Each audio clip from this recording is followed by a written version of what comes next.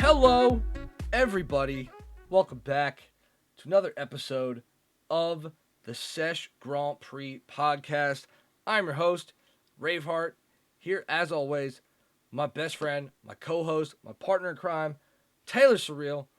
How's it going, buddy? Yo, it's going great, man. How you doing? I'm all right. I'm starting to see a bit better, but still very much in Helmut Marko mode for right now. We have a big dark blur. It's a big light blur now, huh? Yeah, the Call you lights, Han Solo. the lights for my coming out of carbonite. Yeah, kind of feels like that right now, which right. will be very interesting for our upcoming sim racing live stream experience. Yeah, that's right. I bought a sim racing wheel, so again we could start racing Helmut Marko style, full on one eye, like Helmut Marko, the one-eyed bandit. The one-eyed bandit. But we are here today to talk to you about the Hungarian Grand Prix. So why don't we get into it? Let's go. Coming up this weekend. Yes, this weekend. Sunday. It's in at the Hungaroring, outside of Budapest. Distance. We got 2.7 miles, 4.4 European distance measurements. Laps will be about 70. 70 or so, yeah. I mean, I'm just kind of guessing based on what the last one was, but... Oh, I think it's confirmed. I think it's 70, yeah. Because I only had the number of laps while I was researching this from the 2020 race, so I assumed it would be the same, but yeah, I don't know. Never know. Yep. So our 2020 results, we have Hamverbot, Hamilton P1, Verstappen P2, and Bottas P3, and we have fastest lap in at a 1:16.627 from Lewis Hamilton. Yeah, this is really starting to get a little boring. But what do you want out of this week's race, man? Like, one of the weather sources that I saw said that there was a possibility for rain in, like, that second half of the race. We've been begging for this since we started this podcast. We want a rain. We want that Imola all over again. But something tells me that because the F1 gods are inherently afraid of water, it ain't going to happen. Well, here's what I have to say. My sources, I heard there's 40% chance of rain. That is 40% chance of rain. However, this came from yesterday. So, what that means is anybody that's been on planet Earth for more than a few years, they know that is subject to change significantly. Yeah, that's always going to be subject to change. I'm leaning now on the fact that there's probably not going to be rain. However, it is a potential this time. And what I think is important here about rain is the fact that this track is kind of known as, in the world of F1, like Monaco without the buildings. Yeah. Monaco without the barriers. So, rain could dramatically increase the, the racing-related shenanigans. Yes. If you're looking for an interesting race, you better be praying for rain. If you're looking for a race like Monaco... Well. Which, again, we've discussed our feelings about Monaco. It's our first episode. Go back and watch it. But it's like Monaco is all about the spectacle. Correct. Without that spectacle, Not really worth watching, unfortunately. Hate to say it. Hopefully the TV direction is better than Monaco. We don't need them cutting away from the only action on the track to it's like F1 fans are going to have like Lance Stroll related PTSD for years over that Monaco TV direction. So we'll have to see if this year if this race is like they say, if it's Monaco without the barriers. My whole thing is like, I wonder if the new cars next year will change that, if a little bit, if at all. See, I don't know because to touch on that is it seems like one of those tracks that's tight, narrow, a lot of turns, not many. There's only 2 DRS zones and they're kind of back to back, but they're not very long, so there's not many straights or anything. There's not much room for overtaking. I mean, there's one gigantic straight that is where I'd assume all the overtaking is going to take place. But, again, I'm not a racing driver. But if you want to see me try sim racing, make sure you check out the Twitch link in the description. I will be taking over the chat and commentating as he is racing. So come check us out. Taylor is going to be my crew chief for that little. He's going to be my engineer on the wall. He's going to be the one yelling at Michael Massey for me. But speaking of that, let's jump into the storylines for this week. Let's start off with, how long will the Hamilton-Verstappen crash drama continue? And I'm going to say a long fucking time now that Red Bull have officially, sent in their the appeal. Yeah, their appeal to the FIA. Like, I don't really know what they're appealing, because like Sergio wasn't in the points. They're angry. They're angry that Hamilton won the race. They're angry because he shouldn't have. They're thinking in their minds he should have been penalized to the point where he could not have a chance to win that race, and or didn't have a chance to win this race. They want that. They want a race ban. They want Helmut Marko to have his way. I can't say I'm not with them. Yeah. I don't know how much longer it's going to go, but I think the rest of the season at least. Everybody will be on edge about that crash the rest of the season, I think. And now it's heating up now too, because I mean, there was now I can't wait to see what happens. Yeah, it's going to be interesting. It's like, I wonder if it's going to affect Max's aggression on track.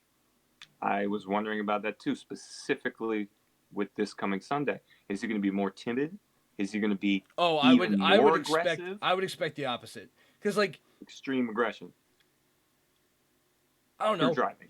Okay, for those who are unaware, Taylor and I met because we were teammates playing lacrosse together in college. My thought process is like, if somebody rocks your shit on one shift, you go off, catch a breather, and you come back on. My first instinct is going to be to go back and do my level best to smack that guy in the mouth. See, there's that, and then there's 2 sides to this coin. That's one side. The other side is you take the aggression out in the game, which is thank you for flipping that switch in my brain. I was asleep, but thank you. Yeah. Now I'm going to have a hat trick. I'm going to let my game talk for me. Is Verstappen going to put Hamilton into the wall? Or is he going to let his driving talk for him on a new level of just brain chemical? Like, He did say that he came off like a 15-hour like endurance race sim session, just to make sure that he was in, he was back up to full race strength. And I gotta say, like, And maybe it is. Maybe he's just going to beat him off the line this weekend and then just, never look back. Well, it's funny you say that because honestly, the sprint race is happening again this weekend, right? Nope. No, it was a one-time test. Whenever the next time we go back to Italy, I think that's the next one. Okay. So that aside, qualifying. I think the most important part about this Sunday's race will be qualifying. I think whoever is on pole for qualifying or P1, I think, because this is basically going to be a race between Max and Lewis again. Yeah. But the thing is, this track and Lewis get along very well. Very well. Unlike Monaco, which is going to be But it's also not like Max Verstappen, it doesn't suit him too. He finished P2 last year. Exactly. It's not like it doesn't agree with him. Like it's just this is going to be whoever's sitting on the top of the pole in qualifying. This entire situation has kicked Taylor into Tim Allen mode. You're not wrong. You're not wrong. But all right, let's move on to the next question. Will Ferrari be able to bounce back, or not bounce back, but will they be able to build upon their strong finish in the British Grand Prix? And I'm legitimately asking this question because I wanted to get your take on it because I don't know. It's like, see, that's good because I think firmly that yes, I think this race coming up, not only Ferrari but McLaren as well. But let's talk about Ferrari. I think Ferrari will be finishing top 3 this race. I don't know what position that's going to be. I'm probably betting on 3rd, probably Leclerc's, but they're looking like they're on a rebound here. And I think people should be a little worried. Okay, and are they on the rebound because they've actually worked their shit out? Or have they just found a new innovative way to cheat? And that I don't know. It's Ferrari. I feel like they spend more time. I feel like they spend more time trying to get around the rules than actually trying to work their shit out. Hey, whatever gets you. It's the Ferrari way. Like, if you're already deep in that hole, don't worry about it. Just double down, dig a little deeper. We'll be fine. Like, we'll be fine. We're Ferrari. Come on. The ethos of that whole organization does not seem to have changed since Enzo was in charge. No. And part of me loves that, but part of me also hates that. But it's just like, it's that tradition. As illogical and as absurd as that tradition might be sometimes, I think it's up for debate. But yeah, I love that Ferrari's fucking crazy. Yeah, I love it. Yeah. Yes. And they're damn near dictatorial in the way that they deal with dissenters in the paddock. It's like, if you say anything bad, like about Enzo or about Ferrari in general, you're gone. To the boo box with you. Out of here. Like, there's only one driver, I think, in their history who's ever, like, said bad shit about, the Scuderia and gotten away with it, and that was Niki Lauda. Well. And if there's one person that's going to get away with it, yeah, I would argue he's probably one of the guys who would. But it's just like, those crazy Italians, you never know what they're up to. Nope. But and if I'm going to say, on from the crazy Italians to the flying Finn, Valtteri Bottas has been linked to moves to Alpha and Williams. And here's my question, Taylor. If you were Valtteri in this situation, where would you go? Would you go with the Swiss Italian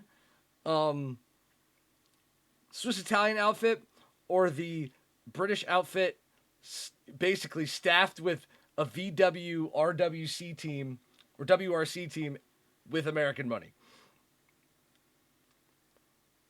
I would go with Alpha. Only based off of right now. Because Williams, don't get me wrong, I got it in my heart for Williams. But it feels like this feels like one of those gambling bets that I make out of personal emotion that never works out. Yeah.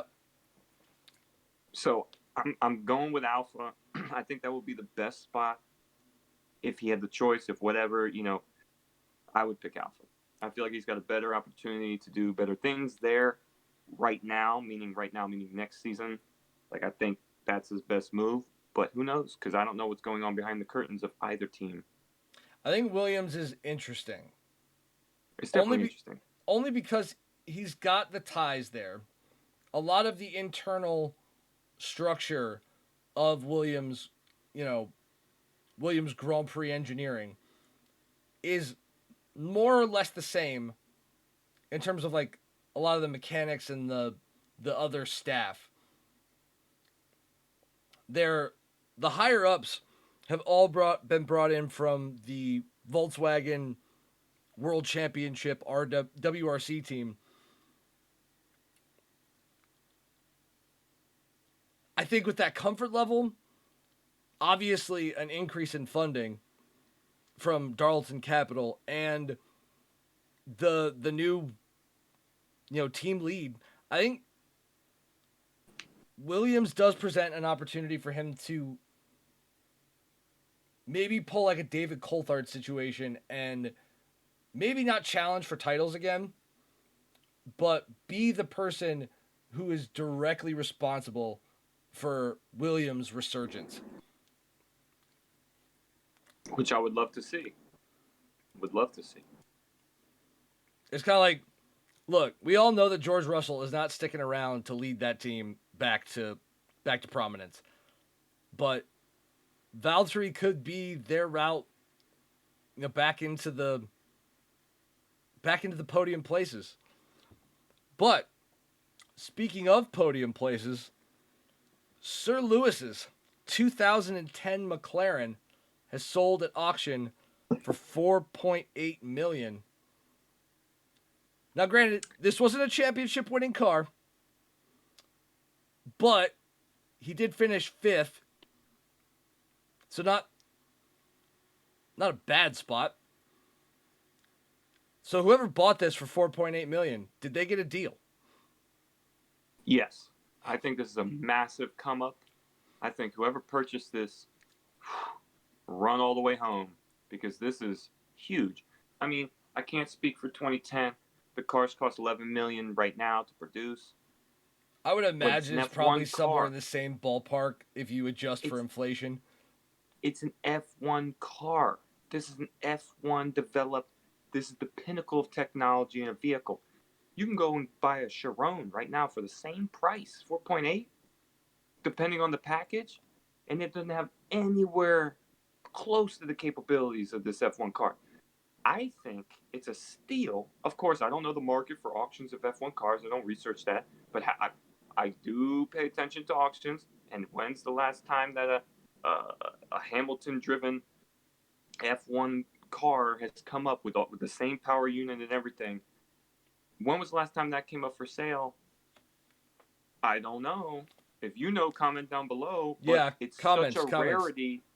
I expect nothing below $20 million if I saw one of these for sale. So, given where he's at now, and like what I would assume like a Mercedes W whatever from like 2 years, like it's like from 2 years ago or whatever. Any of the Mercedes that Lewis Hamilton has driven in the last 7 years is going to be worth tons of fucking money.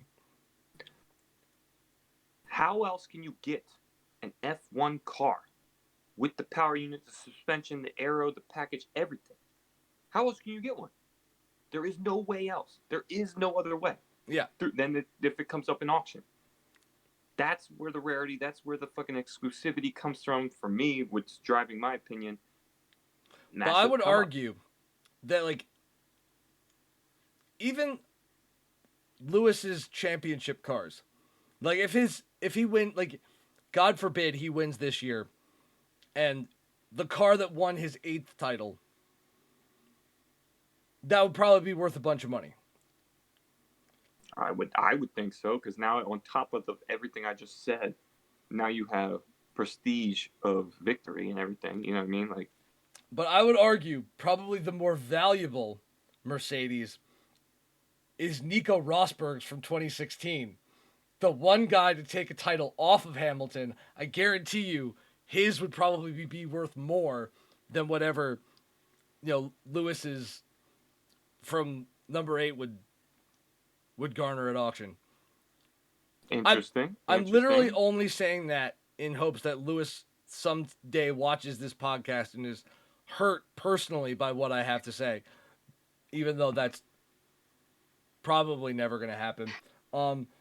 And also remember, guys, watch our LTH 1000 video. That'll be linked in the description. That was a lot of fun recording that, and we will definitely be revisiting the LT or LHT 1000 story as this season progresses. So keep an eye out for that. I personally think he's racing this weekend. Yeah, we've already come to the conclusion that Lewis Hamilton is a T1000 that's been sent back from the future to stop Max Verstappen from winning a title. And regardless of how true or untrue that may be, we are going to keep spreading that conspiracy theory because literally no one is hurt by it. Nope. And I think it's true.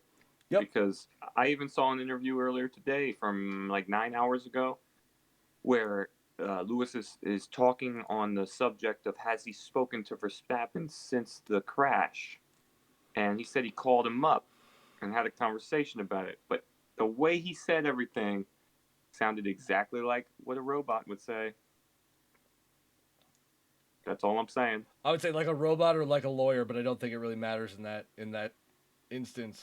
The LHT 1000 has legal bot implanted in his AI. Of course. That allows him to he's PR interface trained. directly with Mercedes' legal defense team. But all right, onward from the storylines and general BS news to the reason why we're all here. The 2021 Sesh Grand Prix Predictors Championship. Taylor, you want to lead us off? Give us your first 5, your fastest lap, and your pole position. Okay. First 5, fastest lap, pole. I'm going to go a little out of order. I think fastest lap's going to be Hamilton again. I think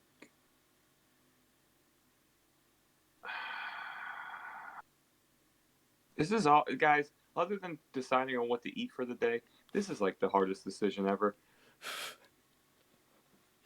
I want to go with the stats. I want to go with my heart. I don't know if Verstappen is back to full health. I don't know what his reactionary time. I don't know what's going. He's been in the sims for a minute. I don't know. Verstappen's my guy. However, if Hamilton secures the starting position, the first place starting position in qualifying, I think he might get away with the W. As much as it irks me, I got to do it for the show. I'm selecting the T1000 himself, Lewis Hamilton, for P1. I'm selecting Verstappen P2.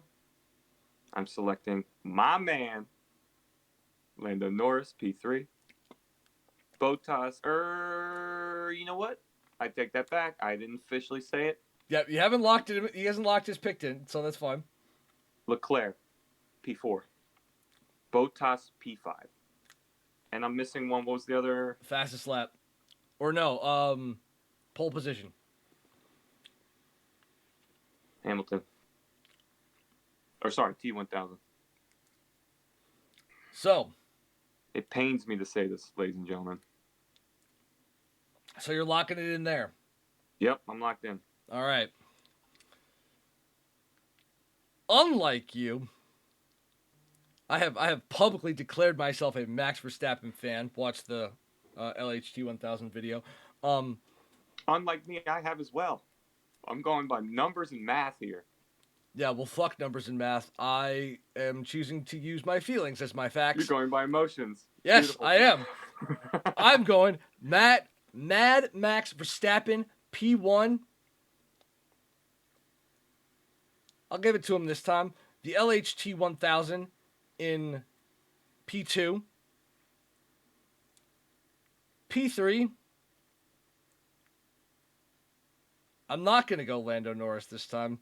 I'm going with Good. Charles Leclerc's P3. Okay. Going Lando Norris P4. Okay. I'm thinking 2 weeks in a row. Danny Rick coming in P5. Let's go. The Honey Badger's going to make it in. My pole position is actually going to go to the LHT 1000. My fastest lap, the flying Finn himself, Valtteri Bottas. Ooh, let's go. Yeah, I'm getting a little out there with these ones, but you know what? Fuck it. It's what this hell thing is for. It's the battle. Let me say the battle for the belt. Let me say one thing. If there was a sprint race this weekend, everything I just predicted would be totally different. Let me just say that. That is now it is July 29th. After that sprint shit, everything has changed. In my opinion, with how the outcome of the race will be. But now that we're only doing a qualifying, like OG qualifying type series, that's where the LTH1 that's where the LHT 1000 comes in, because he excels at that shit. It's just one car on the track. They get the time. They do the pole. Yeah. It will be interesting to see. But thank you all for watching. This has been the Sesh Grand Prix podcast. I have been your host, Raveheart. He has been my co-host, Taylor Surreal. Remember, guys, if you like what we're doing, please, like, comment, subscribe, all that stuff. If there's something you guys want us to cover, let us know. We are here for you as much as we are here for ourselves to just shout into the void and hope that someone listens. I guess we will see you guys in the next one. Have a good time. Adios.